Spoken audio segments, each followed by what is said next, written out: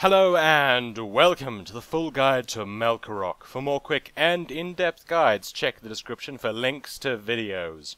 Malkorok is a two-phase fight. You start the fight in Phase 1, and this is where you will spend most of your time.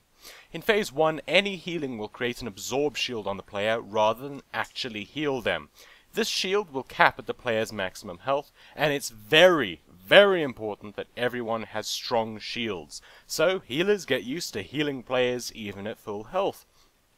The shield's strength is shown by a debuff. Red is very weak, yellow is sort of medium, and green is good, strong, healthy, and otherwise very awesome. If possible, healers should keep all players in the green, especially the tanks. Your group may want to open with a raid cooldown such as Tranquility to get everyone's shields up. Your group should be spread around the room with tanks tanking the boss in the middle. The boss applies a stacking debuff called Fatal Strike. This will stack high and fast, so tanks will need to swap the boss at around about 12 stacks or whenever their debuff falls off.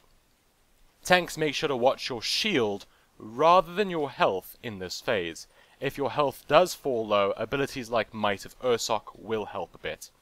He also deals damage and knocks random players into the air as well as anyone around them, so again, try to stay spread out.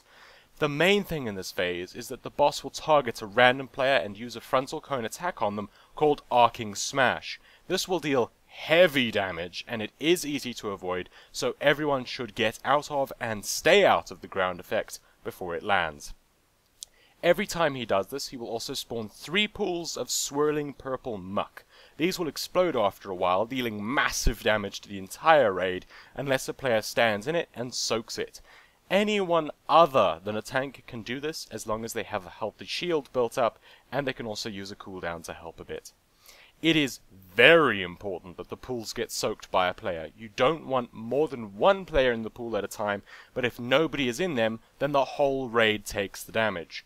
The pools appear randomly around the room, so that's one of the main reasons you'll need to be spread around the room. You may want to assign players to specific segments of the room.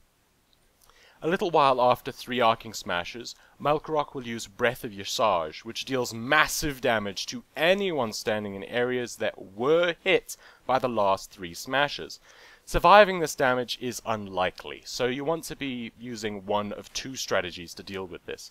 Either set up a marker to show where players should avoid and never be standing there when an Arcing Smash is going to happen. That way you have an area that is always safe and you can stack there for the breath and be more than okay. The other way is for somebody to put down a marker showing where the Arcing Smashes land, and then players can just avoid those markers for the breath. Each strategy is good and it's up to your group and your preference. I would say that the first strategy makes Phase 2 the easiest though. Regardless of which one you use, make sure that you will still have players soaking the pools from the 3rd Arcing Smash, or you will die from that. They should have enough time to soak the pools and get back to safety. Malkorok has a rage bar which when full will trigger Phase 2. This happens after every 2nd breath. Make sure to soak the pools and avoid the breath and then stack up in front of the boss on the tank. Healing during Phase 2 will actually heal up people, so this is the time to top off everyone. The AoE damage during this will be quite heavy, so use raid cooldowns and defensives. During this, players will get a debuff on them called Displaced Energy. Players with the debuff will have to run out to be dispelled, and when dispelled, they will deal damage to anyone within 8 yards, so run out, get dispelled, and then run back in. When his rage reaches 0, Phase 1 begins again, and healers will have to heal players to get their shields up again. After every Phase 2, Malkorok will gain a stacking damage buff, so the damage will get higher and higher until you kill him.